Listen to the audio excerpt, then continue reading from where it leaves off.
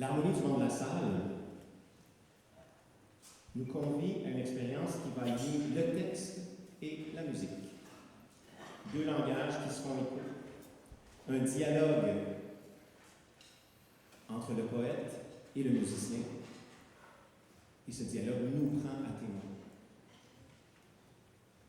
Il s'agit de musique composée, inspirée par certains textes et poèmes d'Edgar Allan Poe.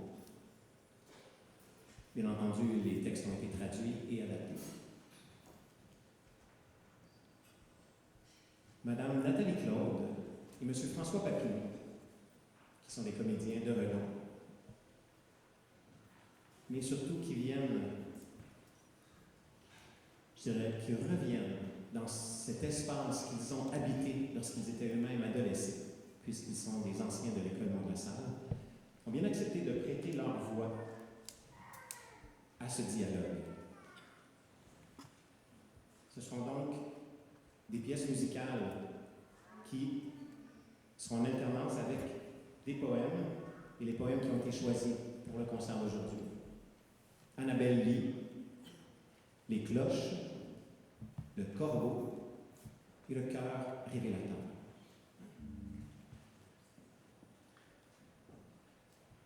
À vous, Monsieur Cyr.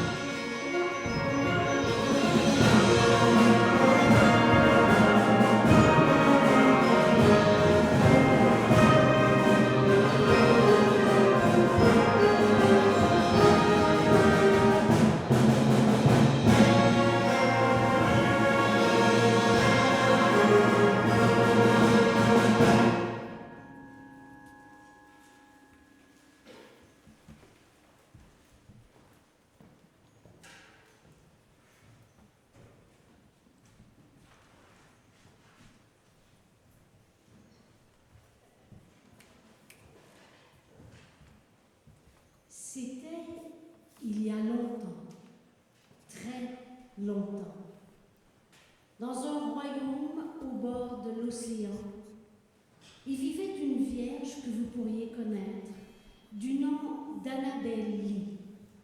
Cette vierge vivait sans autre pensée que de m'aimer et d'être mon aimé. Elle était une enfant et j'étais un enfant dans ce royaume au bord de l'océan. Mais nous aimions d'un amour qui était plus que de l'amour, moi et mon Annabelle Lee, d'un amour tel que les séraphins du ciel nous jalousaient, elle et moi.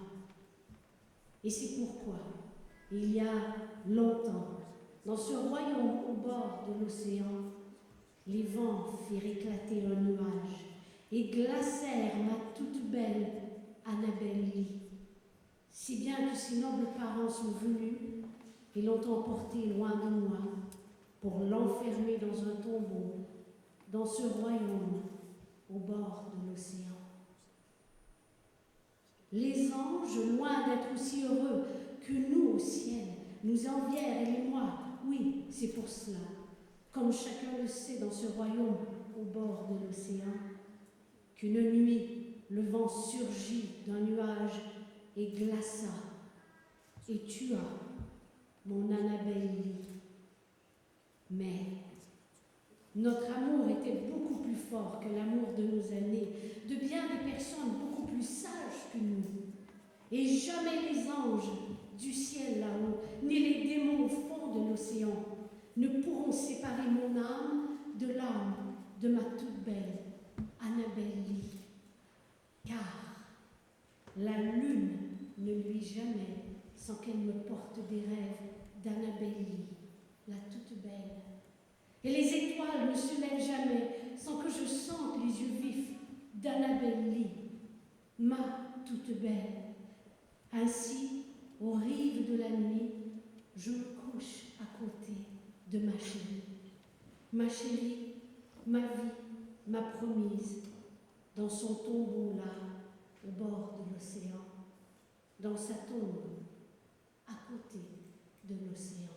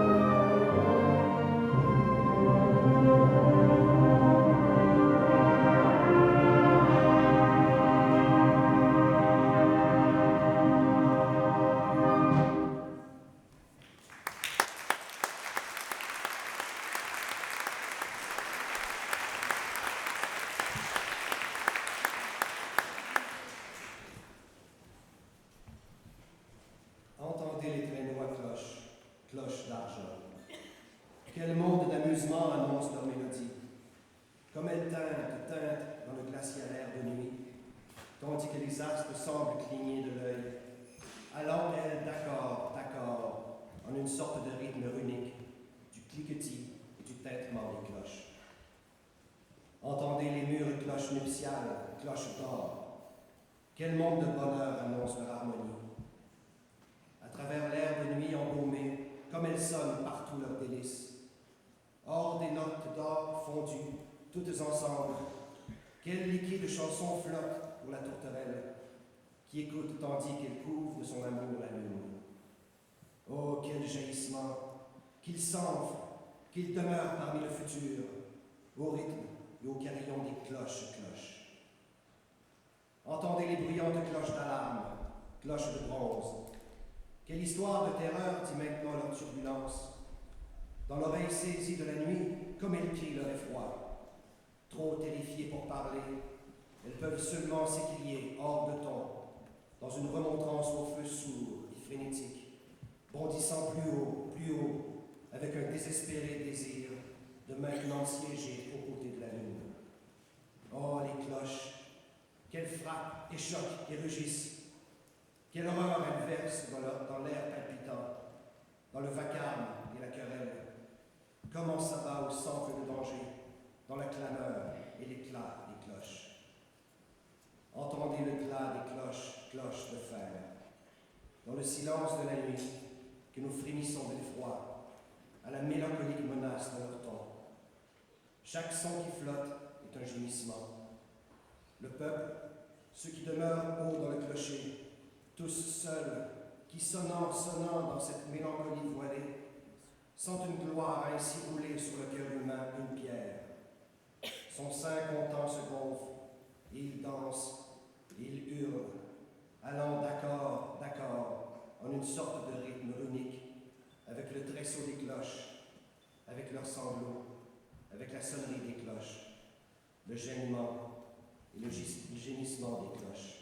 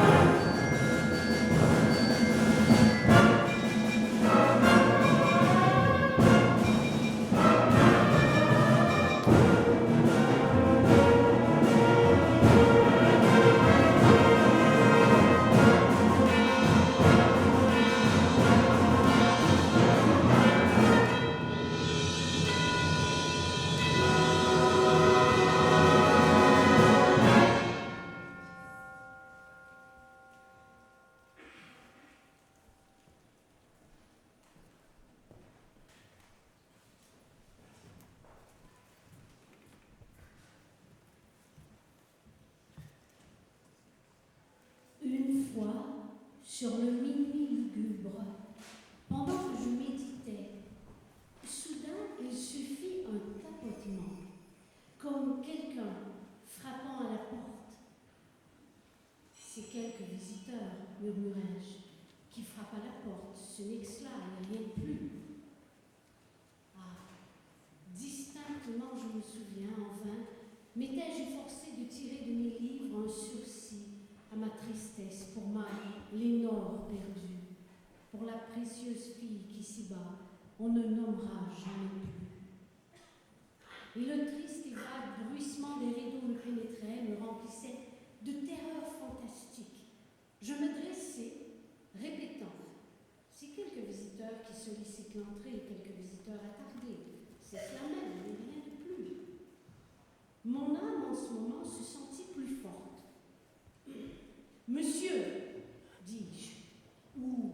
Madame, j'implore votre pardon. Vous êtes venue frapper si doucement qu'à peine étais-je certain de vous avoir entendu. Et alors j'ouvris la porte toute grande. Les ténèbres, et rien de plus. L'immobilité ne donna aucun signe, et le seul mot proféré fut un nom chuchoté. Lénore. C'est moi qui le chuchotais, et un écho à son tour. Lénore.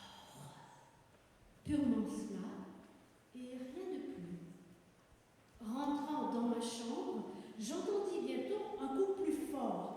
Je poussai alors le volet et avec un tumultueux battement d'ailes, entra un majestueux corbeau, avec la mine d'un lord ou d'une lady. Il se pencha au-dessus de la porte sur un buste de Pallas. Il s'installa et rien de plus. Alors, cet oiseau d'ébène, induisant ma triste imagination à sourire, « Tu n'es certes pas un poltron. Dis-moi, quel est ton nom ?» Le corbeau dit, « Jamais plus. » Je fus émerveillé que ce disgracieux volatile entendit si facilement la parole, mais le corbeau ne prononça rien de plus. Il ne me remua pas une plume, jusqu'à ce que je me prisse à murmurer faiblement. D'autres amis se sont déjà envolés loin de moi. L'oiseau dit alors, « Jamais plus. » Alors je m'appliquai, cherchant ce que cet oiseau triste et sinistre voulait faire entendre, en croissant sans jamais plus. N'adressant plus une seule syllabe à l'oiseau, je cherchais à deviner, ma tête reposant sur le velours du coussin que caressait la lumière, ce velours violet que sa tête à elle ne pressera plus. Ah, jamais plus. Alors, il me sembla que l'air s'épaississait. Et fortuné, m'écriai-je, oublie cette Lénore perdue. Le corbeau dit, jamais plus. Être de malheur, dis-je, oiseau ou démon. Dis-moi sincèrement, existe-t-il un baume? Dis-je, je t'en supplie. Le corbeau dit, jamais plus. Retourne au rivage de la nuit, neige. Ne laisse pas ici une seule plume, comme souvenir du mensonge que ton âme a proféré. Arrache ton bec de mon cœur. Le corbeau dit, jamais plus. Le corbeau, immuable, est toujours installé sur le buste de Pallas. Et la lumière de la lampe projette son ombre sur le plancher. Et mon âme, hors du cercle de cette ombre, ne pourra plus s'élever. Jamais plus.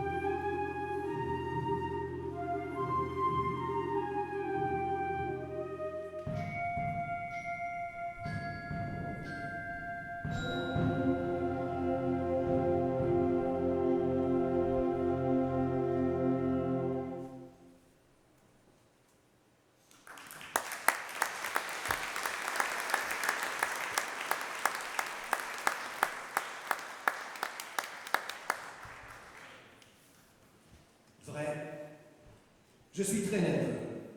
Je l'ai toujours été. Mais pourquoi prétendez-vous que je suis fou?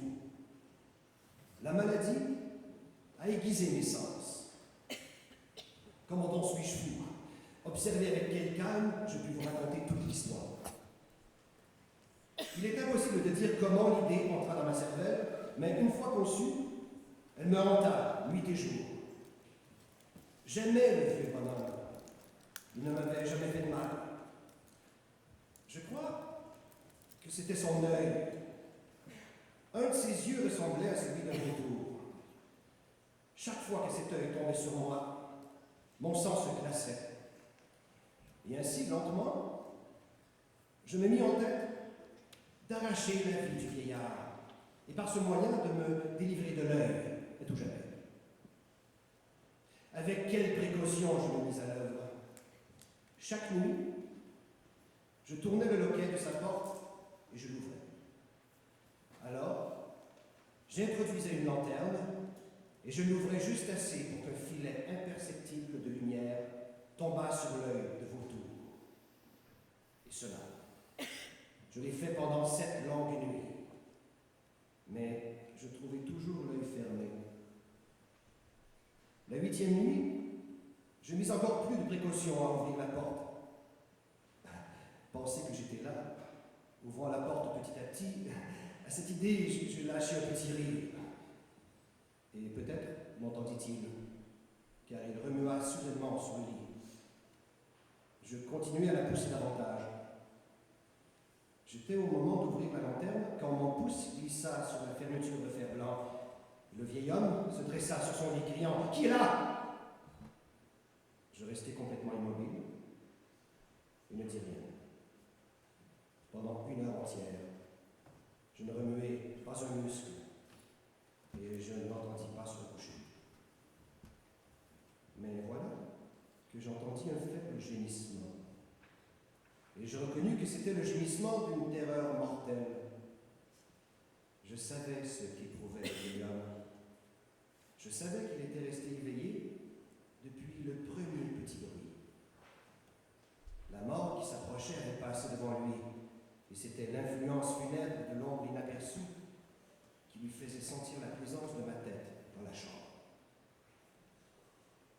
Quand je l'ai attendu patiemment, je me résolus à entrouvrir un peu la lanterne jusqu'à ce qu'un seul rayon pâle s'abattît sur l'œil de vautour. Il était tout grand ouvert, et j'entrai en fureur aussitôt que je lui regardai. Je le vis avec une parfaite netteté qui glaçait la moelle dans mes os. Maintenant, je vous le dis, un bruit sourd vint à mes oreilles. C'était le battement du cœur du vieux. Mais je restai sans bouger. En même temps, la charge infernale du cœur battait plus fort. La terreur du vieillard devait être extrême. Et voilà qu'une nouvelle angoisse s'empara de moi. Le bruit pouvait être entendu par un voisin. L'heure du vieillard était venue. Je m'élançai. Il ne poussa qu'un cri, un seul. En un instant, je renversai sur lui tout le poids écrasant du lit. Le vieux était mort. Son œil désormais ne me tourmentait plus. La nuit avançait et je travaillais vivement pour dissimuler le cadavre. Je coupais la tête, puis les bras, puis les jambes, puis j'arrachais 3 planches du parquet et je déposais le tout. Quand j'eus fini, on frappa à la porte de la rue. Je descendis pour ouvrir, qu'avais Jacques Grave. 3 officiers de police entrèrent. Un cri avait été entendu par un voisin, cela avait éveillé le soupçon de quelques mauvais coups. Je souris, qu'avais Jacques Grave. Je promenais mes visiteurs par toute la maison. Dans l'enthousiasme de ma confiance, j'apportais des sièges tandis que j'installais ma propre chaise sur l'endroit même qui recouvrait le corps de la victime. Les officiers étaient satisfaits. Ils s'assirent et ils causèrent. Mais au bout de peu de temps, je sentis que